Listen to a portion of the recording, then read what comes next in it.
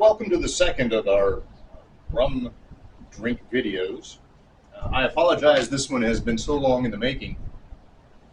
In part, that's because uh, I've been working most days on the new property, and to be perfectly honest, at the end of the day, while I could probably use a cocktail, I'm usually just too beat to do anything about it, and it's beginning to get a little late for it all. But the other reason is that we actually have been working on this video for a little over a month, and this is the third iteration. Um, so the first time we made this in one day, and it was fine, I guess, except the audio was pretty bad. I think what happened is I was standing further in the corner there, and it's my voice bounces off of the walls or something. It sounds like I'm talking to you at the bottom of a tin can. So that didn't turn out all that well. So then we made a second attempt, and the first of those drinks turned out well. The first of the drink videos turned out well. The drink itself turned out was delicious. Um, and that was fine. We enjoyed that. And then when it was time to make the second drink, my lovely and capable assistant uh, neglected to turn the microphone on. So we went from bad audio to no audio. So here's our attempt, at least at the second drink, and I'll edit all of this together. But that explains what I'm certain are going to be costume changes, and even the change of facial hair. I think I'm going to grow some facial hair and then lose it, and we'll see what happens as all of this comes together. So I'm taking this opportunity to produce this segment as an introduction to the video.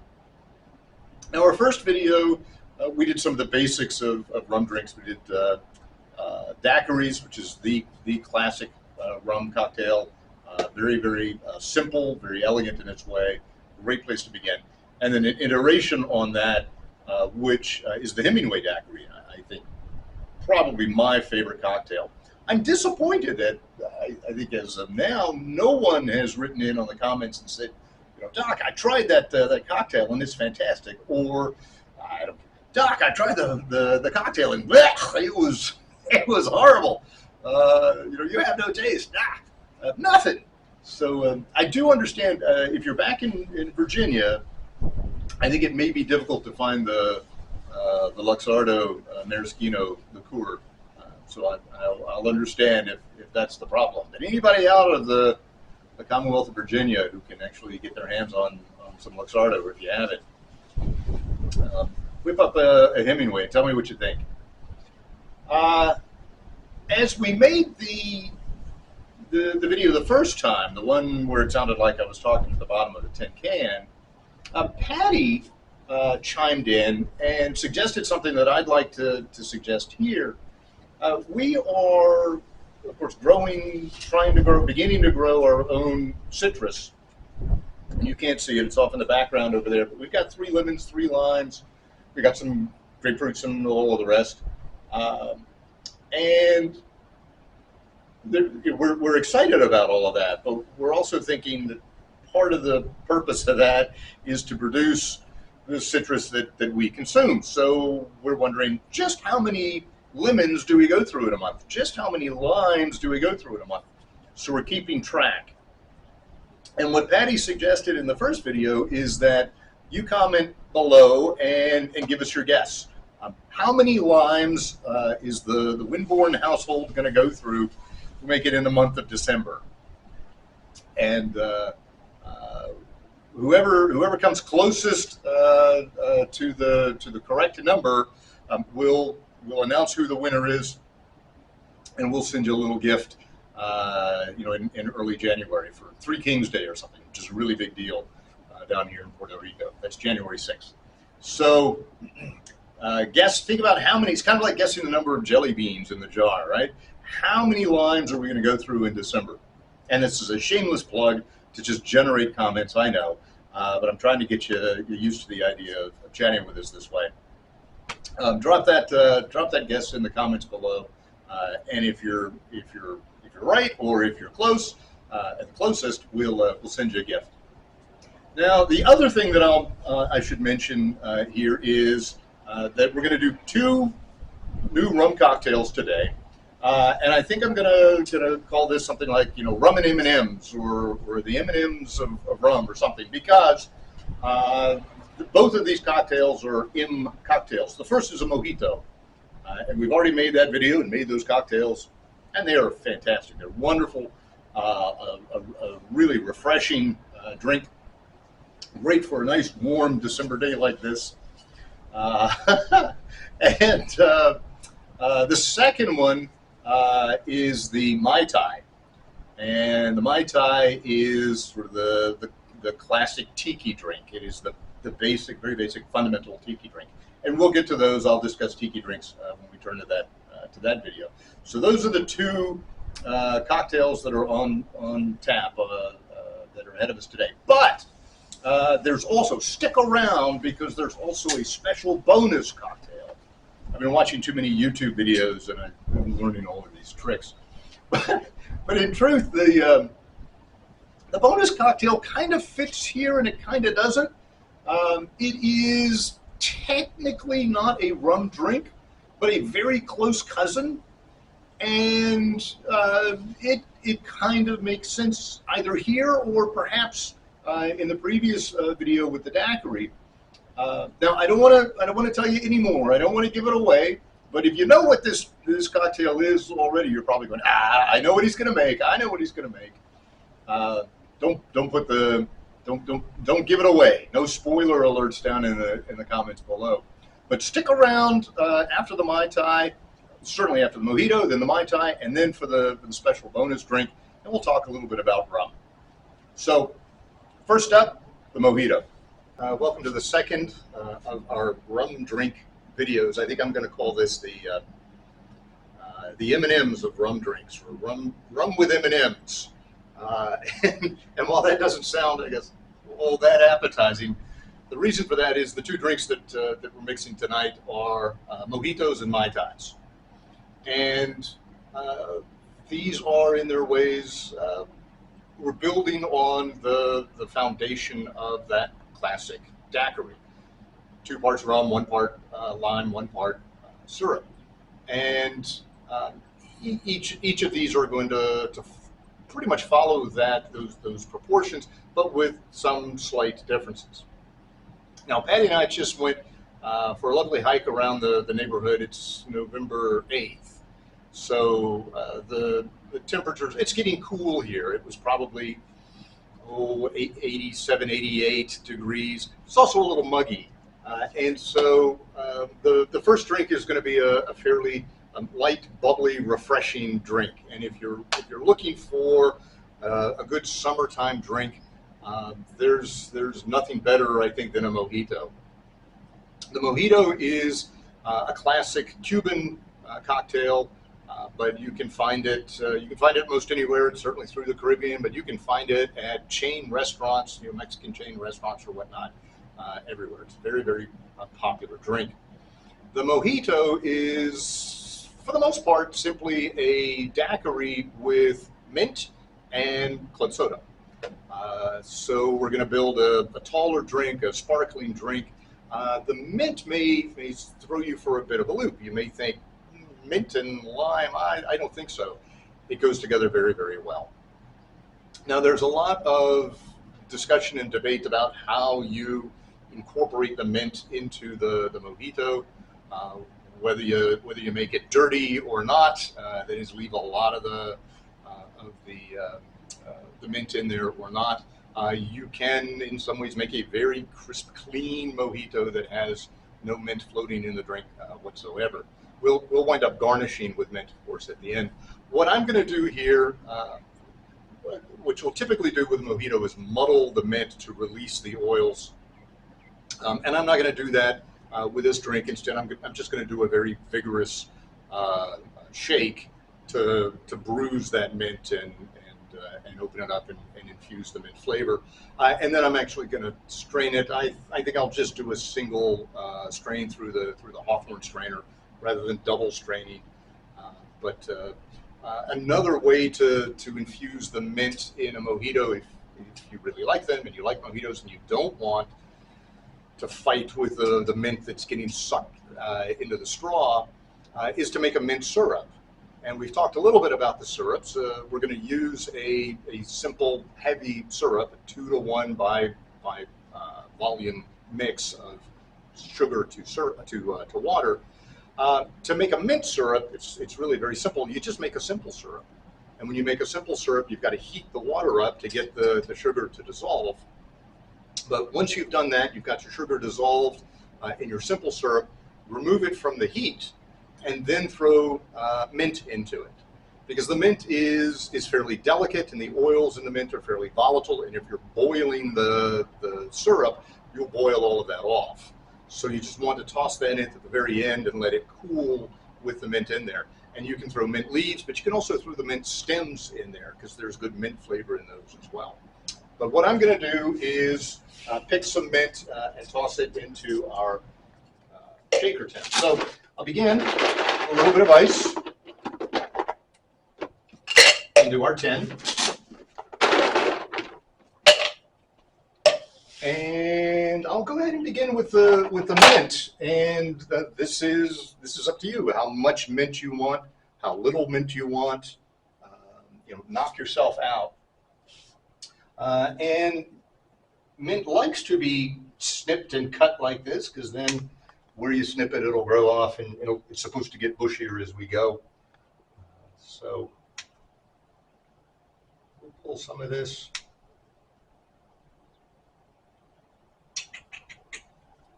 Bring you back to here.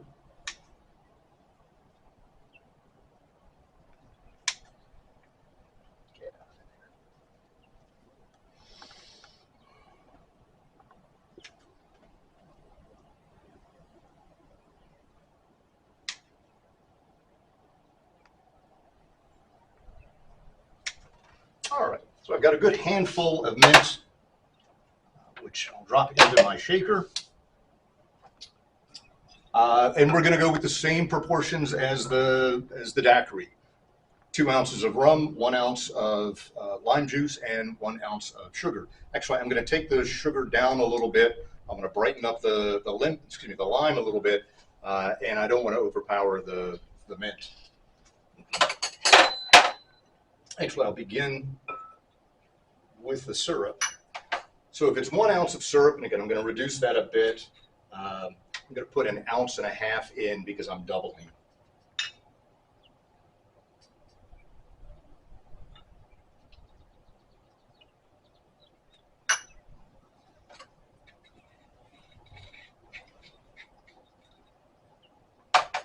To that, 2 ounces of fresh lime juice in a pickle jar. So 2 ounces of fresh lime juice on top of our syrup, and then of course our rum, a white rum for this, and because we're doubling the cocktail, 4 ounces.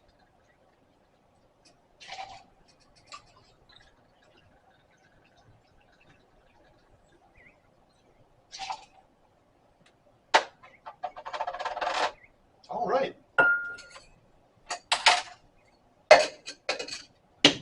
And a very vigorous shake because we're bruising that mint.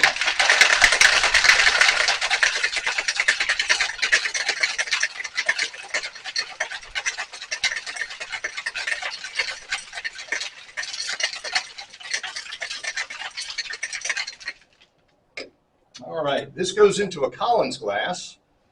Nice tall glass for a nice tall, refreshing cocktail.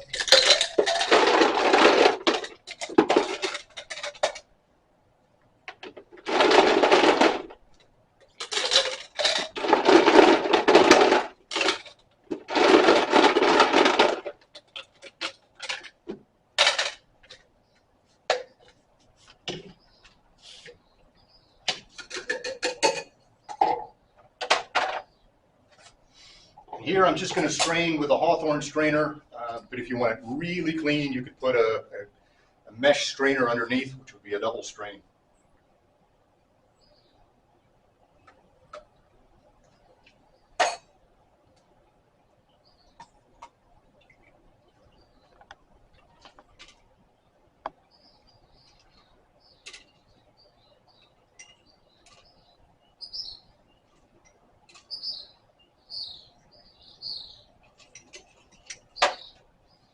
And then on top of that, a little club soda.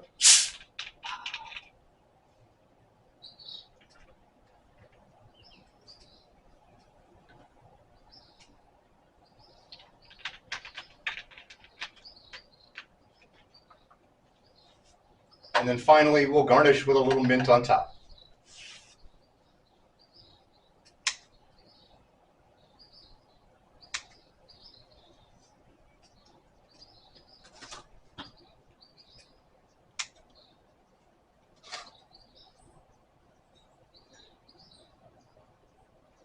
I hope this video comes out, because if it doesn't come out this time, my mint is really kind of getting abused here.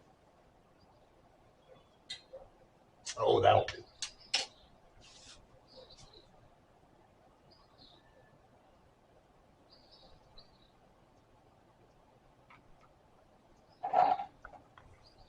And there we have it, a mojito. Enjoy. So we're back, and back in original costume, I guess.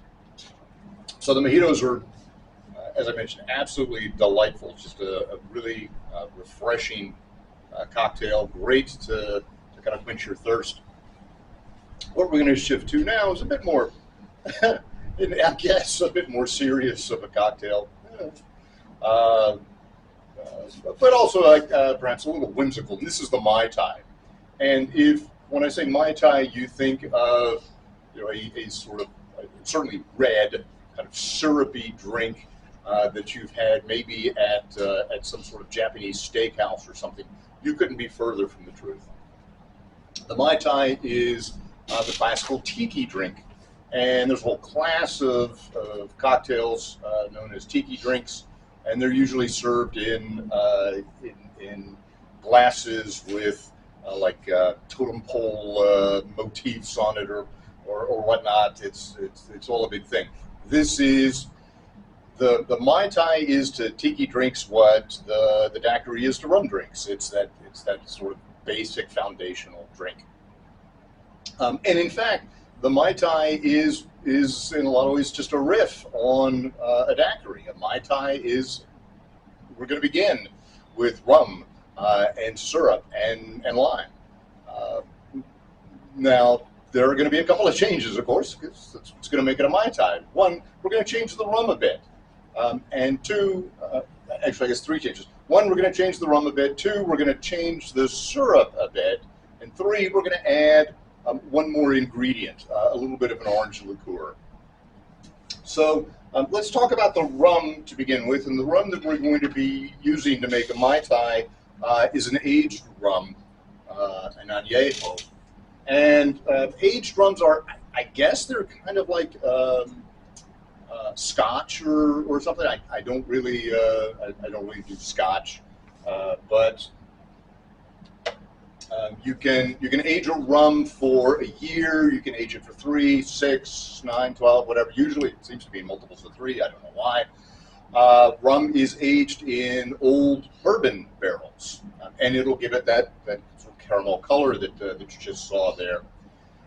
And there are plenty of aged rums that you can find and you can try, but aged rums are also blended, and perhaps somewhat counterintuitively, it's usually the blended aged rums, the blended añejos, that are actually a lot of ways better. And the reason for that, it seems, is because you gain some flavors and lose some flavors as the aging process continues. And so if you take a fairly young aged rum, like a 1 year, you add it to a 9 year, and you add some of the 12s and whatnot, you actually wind up blending all of these flavors and notes, and you get a more full flavored aged rum. Regardless, just as you can play around with a daiquiri by modifying the amount of syrup that you add, you can play around with a Mai Tai by changing the añejo, changing the aged rum that you use, and it's going to have a fairly significant effect on the overall taste. The second thing that we're going to change is the syrup, and instead of using a simple syrup, a heavy simple syrup, we're using a syrup known as orgeat. And orgeat is an almond syrup. And back in Virginia, I never could find it. So I made my own, and it's simple enough to make. It's not too terribly different from a heavy syrup. It's 2 parts sugar to 1 part liquid, but instead of the water, you're using almond milk. And you can go full Martha Stewart and roast your own almonds and get the milk out of it and all the other kind of stuff. And you'll find, if you look this stuff up online, and orgeat is spelled O-R-G-E-A-T, you'll find people doing this. They're nuts. Look, go to the store, get yourself a carton of almond milk, unsweetened almond milk, and that's what you need. And so the syrup is 2 parts by volume, 2 parts sugar to 1 part almond milk, and bring it up to just a simmer. You don't really want to boil this hard. And then once the sugar dissolves, remove it from the heat. You're going to want to add a little bit more almond flavor, so we'll add a little almond extract to it. We put a little bit of rose water in this, and I'll put a little bit of brandy in it as well. But this is a syrup that is pretty common, pretty ubiquitous throughout all tiki drinks. So aged rum and orgeat. The last thing that we're gonna add here that's kind of new is flavors of orange, and orange is going to complement the lime beautifully. So a Mai Tai is made with rum, orgeat, lime, and an orange liqueur. And we prefer dry curacao. The problem is it is simply not available on the island. If you come visit, bring us a bottle. But I'm going to be using Luxardo's triple sec. It's pretty darn yummy, and unfortunately for us at this point, it's been a while since I've had a Mai Tai with dry curacao. I like this. I really do. I'd like to have a dry curacao Mai Tai beside it to compare it with. All right, let's get to mixing. Into the shaker tin, we'll throw a little ice.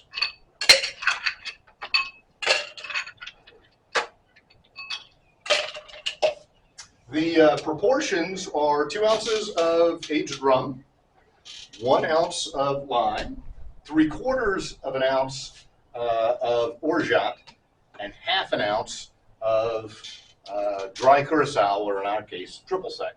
So I'm doubling all of that. So if it's a 1/2 ounce, and I'm working my way back up now, if it's a 1/2 ounce of triple sec, we'll do 1 ounce.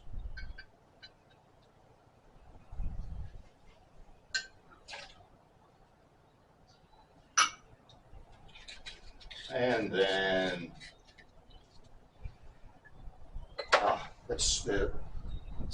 spilled some on my hands, and the orange smell is delightful. If it's 1 ounce, 3/4 of an ounce of orgeat, we're going to go with 1.5 ounces.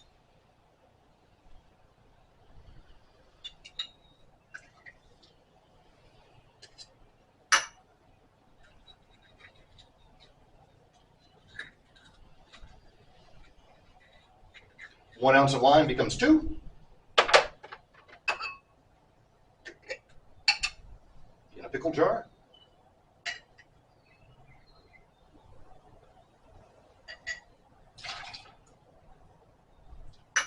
And then 2 ounces of añejo. 4.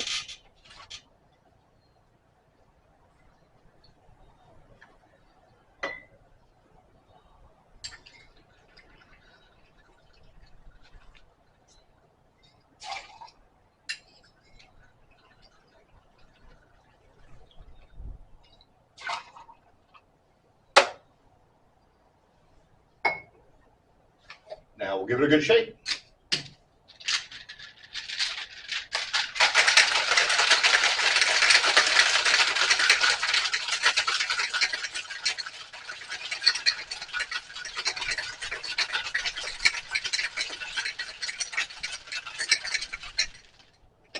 All right, let's pop the top, and then this we will strain into rocks glasses filled with crushed ice.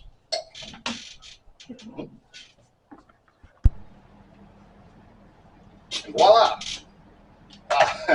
We didn't bring these up earlier because we didn't want the crushed ice to melt while I was preparing the cocktail. So we'll strain Over the crushed ice.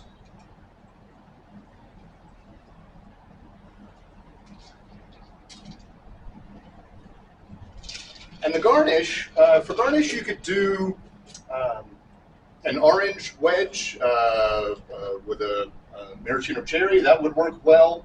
But a traditional and somewhat frivolous, I guess, garnish is to take the half of a spent lime up on the top like that, as if it were an island. This is, a tropical island drink. And then you could take mint leaves, or we've got a pineapple fronds. I'm going to capsize my island if I do this. Gotta be careful here.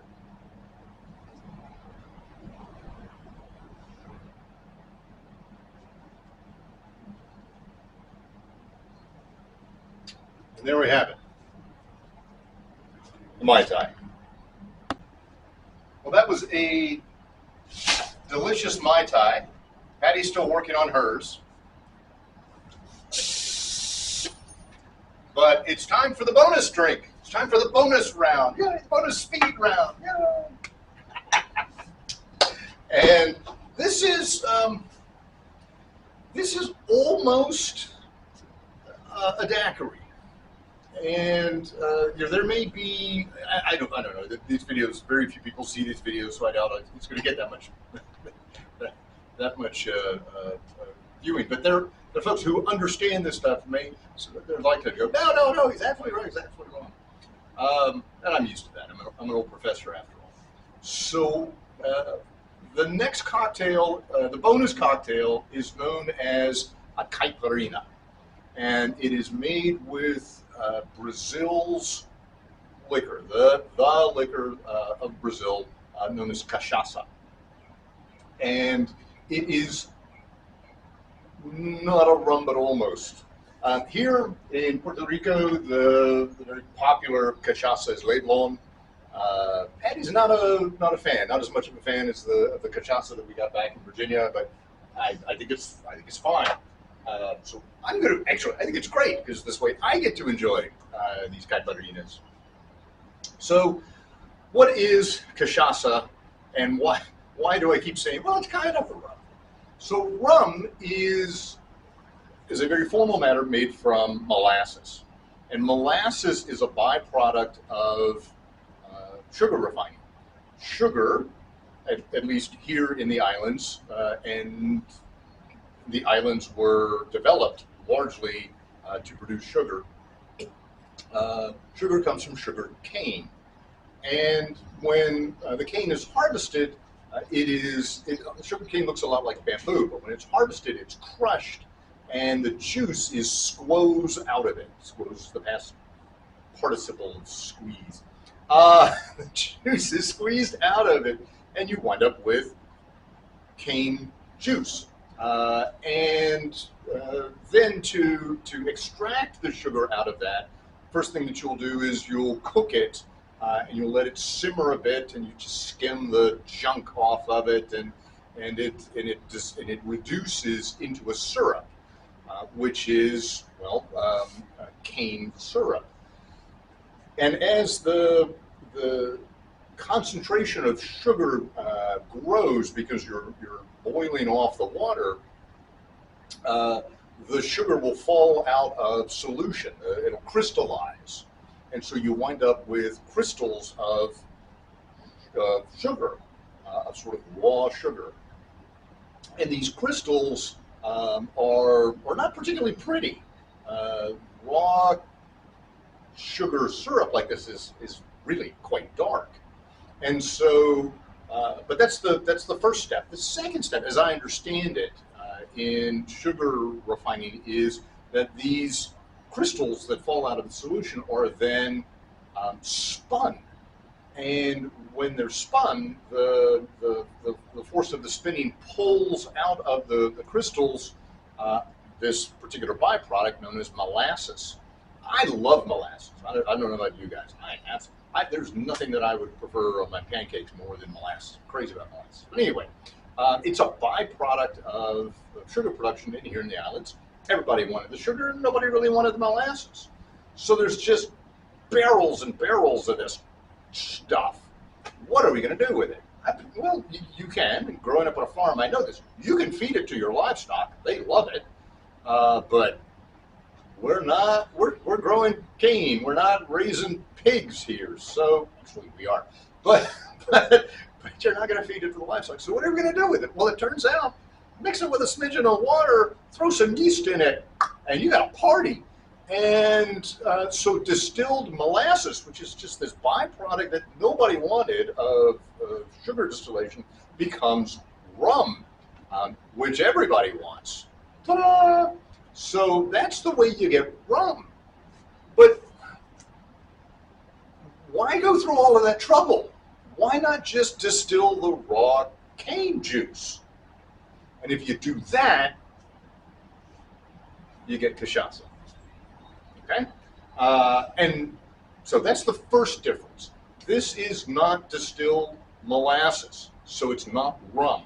It's distilled cane juice.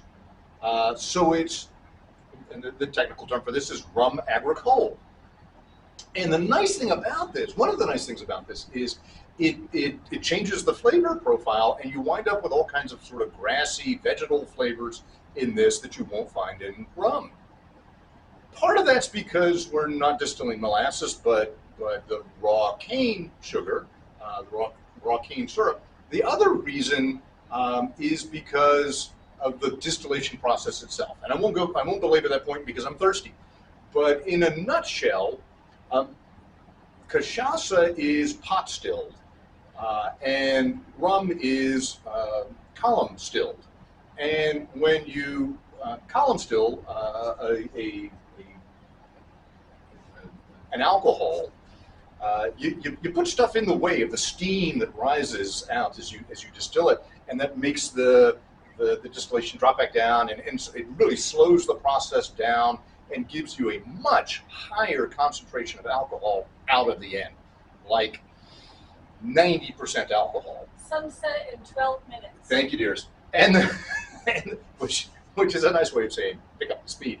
But with a pot still, you haven't got that sort of stuff, and so you get a lot more of the stuff that comes out with the distillate, and that stuff includes the sort of vegetal flavors and all of the rest of the cachaça. It's not as high an initial proof, but it's got more going on.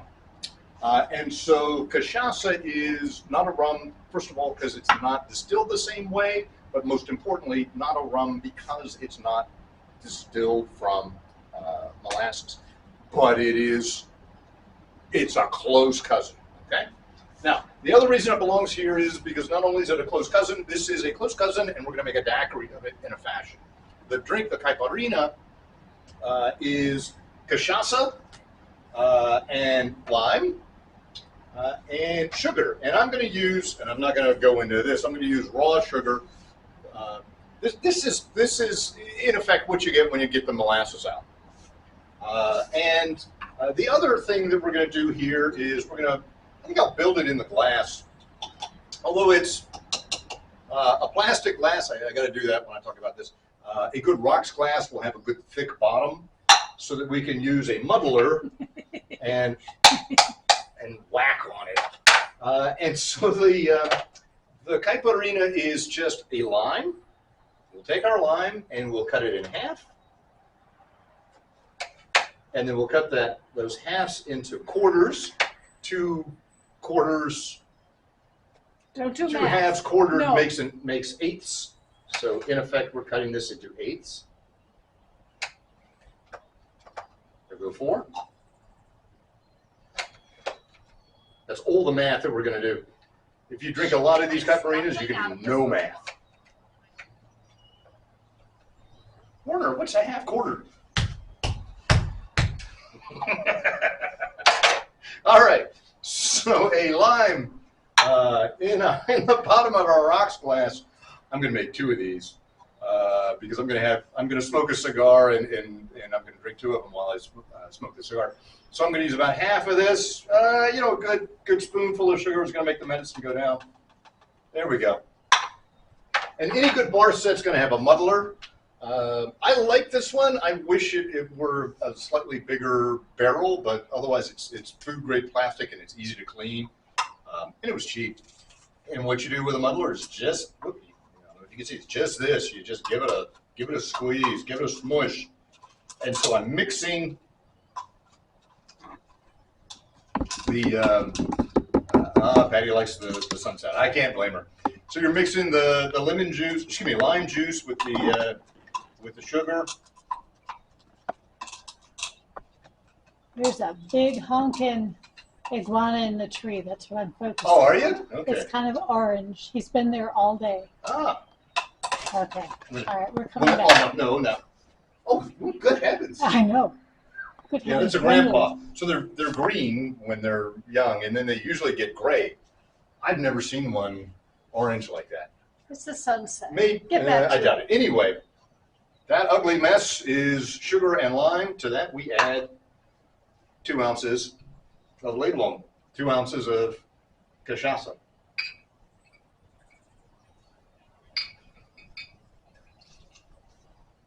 A little bit of ice.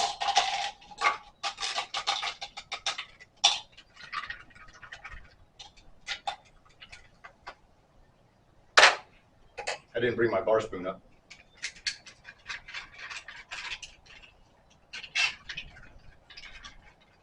We'll play with a bar spoon in the next video, I promise.